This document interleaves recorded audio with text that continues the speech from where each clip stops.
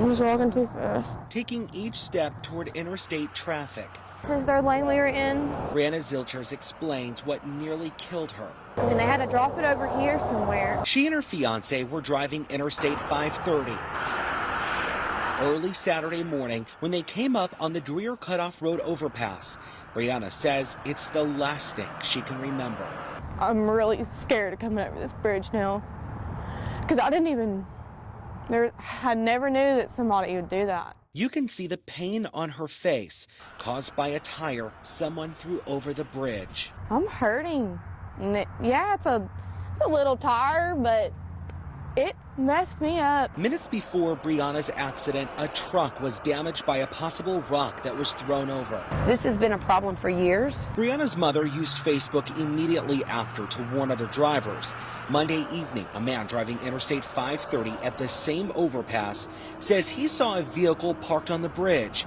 He says he remembered the Facebook post changed lanes at the last minute when this rock hit his truck. I don't want them just stopped. I want them caught, and I'm going to find them. I don't really think it's real yet. While the scars heal on Brianna's face, this is ridiculous. She prays she'll be ready to take her wedding photos 4 months from now. Across roads and through fields. There's no distance Cynthia Medlock won't go. Either he's hurt somewhere or somebody knows where he is. Desperately searching Jackson County for her son. He has a good heart. He's a good kid. He's a good kid. He wouldn't do this. Pictures show Michael Morris celebrating his 20th birthday just days before he went missing. He talks to me. He tells me everything. Family last saw him Monday night, walking home along Highway 367. And he wanted to just walk and clear his head. It's not out of the ordinary for him to walk. Friends and volunteers are joining the search. Places I didn't think anybody could be, I've looked. As the sunlight fades on another day, staying positive becomes the next challenge. That's my biggest fear, that he just froze because it was so cold there for 3 different nights. With no time to waste, this mother pushes on, refusing to stop until she knows her son is safe. I just want him to come home. That's it.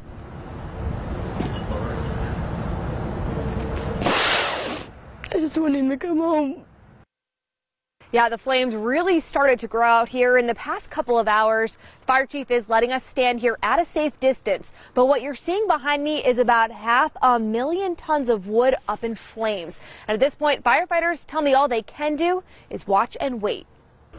We got to keep them out of here. Fire running its course inside this Jones Mill warehouse. This keeps Damon Dyer on his feet. We are in charge to keep everybody out. That way no one comes in and gets injured or causes any other problems. The Rockport fire chief knows there's no more battling this blaze, with wood stored inside turned to kindling. I have to let it smolder. The fire that sparked Sunday morning put the heat on firefighters when the building collapsed, giving crews no way to get the flames out. I think it'll burn for a week. We're going to have a fire watch out here 24 hours a day. With Dyer up first, working in shifts so they don't burn out. There's nothing that I would ask them to do that I won't do myself. The fire is still burning in these piles. The concern is it'll spread to the piles of sawdust in the rest of the warehouse. So firefighters are keeping a close eye on things. We've cleaned off what we can of the purlins and beams inside of the sawdust so it won't travel down the beams and get to those places. What he can't prevent is billowing smoke. Of course you're going to wonder. Drawing the attention of passerbys who stop to watch. As long as it's not burning anything that's going to hurt me. Firefighters say that shouldn't be a concern here. The worst danger is within 50 to 100 yards of the building. With this chief on standby, making sure nothing burns out of control. Makes it a lot easier on us as long as we got nobody getting hurt and no one in danger.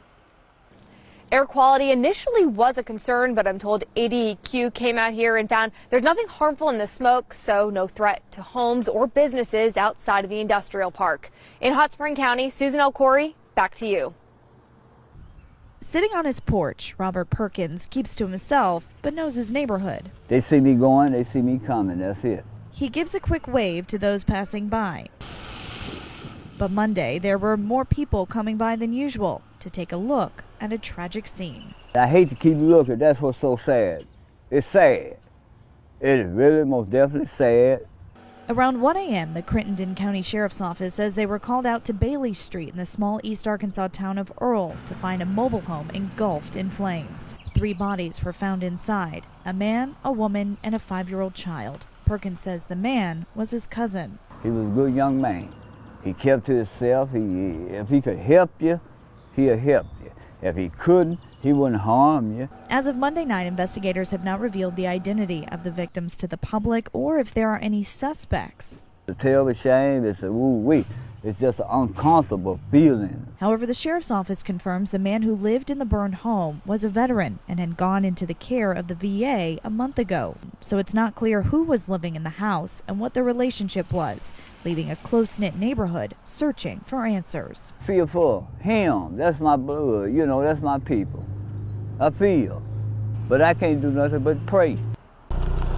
On these back roads of Bradford, the trees stretch over the road, barbed wire lines private property, and the rain is the only disturbance. At least it was. Everybody's just kind of shook up right now. Over the weekend, 56-year-old Philip Pratt went missing. Both vehicles were home, his phone was there, and he was just gone. His son, also named Philip Pratt, joined his family in the search until Tuesday, when he got a call from his stepmom saying his father had been found. The police had said that he had been shot around 5 times. The son says he was found near a gate on County Road 6 in Jackson County, his home nearby. It almost looked like he was getting out to open the gate for somebody and somebody shot him. The sheriff's office and Arkansas State Police are now investigating the homicide. I'll just miss talking to him every day. Mostly because he was my best friend. Losing his father comes just 2 weeks after losing his mother. She died of a heart attack. I believe in God, and sometimes, you know, when hard things happen, you think, you know, why is this happening to me, you know, all at once? Grappling with the most difficult questions as law enforcement searches for a killer. For the longest time, I couldn't understand, you know, how could this be an inspiration? Finding fill-ins for the comforts of home. We have 2 cats at home that he misses dearly. This is the new normal for Max Boyce. You gonna beat this? The 10-year-old is adjusting to another round of radiation after learning his leukemia spread. You know, one day he's feeling great and the next he's not. Monique and Mark Youthby have been by their son's side. He went into multi-organ failure. Through every setback, keeping him at Arkansas Children's the past year. When we started this, we were really alone in this, and it was hard. With home an hour away, the family never imagined this support. He doesn't know the word quit, won't quit, and it feeds us. Friends teaming up to help these parents afford each trip to be with Max. Thousands of beads from the hospital. They start off with his name. Mark each procedure Max has been through. Every chemo treatment, every finger stick. Now decorations in a room he's taking in stride, just like his next challenge. He knew about his radiation. He's getting ready for it. And he's like, Mom, don't worry about it. I got this. What do you think about everybody calling you a hero? I like it. You like it? The sidewalks are almost as busy as the street throughout Little Rock's Hillcrest community. It's a wonderful neighborhood. And Marcia Byers knows a good thing when she sees it. We do full service interior design. From the front windows, her office sees just about everything. Byers owns Hillcrest Interiors. Feet from her office, several people saw more than they wanted to of one man's exterior. According to Little Rock police, Barkley Boyd was in the buff when he ran through the neighborhood Sunday afternoon. A police report states he was screaming and eventually spit on an officer while getting arrested. The first thing that went through my mind was, oh no, you know, it was like, oh my goodness. Somebody in a nearby restaurant snapped a photo of the naked man and shared it on social media. We can't share it with you, well, for more reasons than one. People express themselves in odd ways these days. In the police report, Boyd admitted to officers he was on LSD or acid. These kind of things just don't happen very often. A Sunday fun day, unbuttoned and uncensored.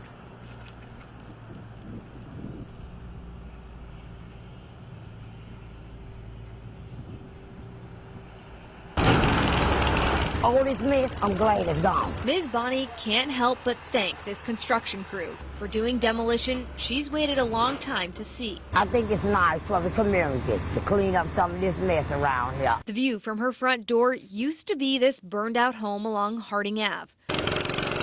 But in just a couple hours, it was nothing more than rubble. This is on the main drag. Properties neglected for years are now targets for Pine Bluff's Urban Renewal Agency. You may have 2 or 3 on one block, 4 or 5 on one block, and that sort of thing. Headed up by Maurice Taggart, he says homes like this one are obvious safety hazards. Not only was it destroyed in a fire, crews found it full of asbestos. We are taking an aggressive role and making sure that we hold people accountable, and if we have to demolish it, you know, that's the nature of it. While Ms. Bonnie watches as part of her block gets new life, she knows this is just the beginning. It's abandoned, it's burnt up, all of it needs to be demolished. With each teardown a chance for her neighborhood to make a comeback. I'm glad it's over. It's getting taken care of. Here he comes. Baby bear! Never just looking out my kitchen window did I ever imagine I'd see a little bear cub fall from a tree. My neighbor, who lives just right up the street from me, sent me a text and she goes, "I suppose that you know that there's a bear in your tree." And I said, "Excuse me, what?" And when I first saw it, I thought it was like a big poodle or something. And then when I saw the rounded head, I said, "No, it's a bear." So we just followed it, and it went right up that tree. If I were to lay down on the ground, he was as long as me. They said he was clearly over 100 pounds, about 60 inches long. I was told that the bear had traveled from, I think, Saline County over here, so I don't know how that happened. That bear's a fast mover. It was actually kind of an amazing moment. It's something I never would imagine that I would see on my own in my lifetime. That's not going to happen again, I don't think. And if it did, somebody's right on it.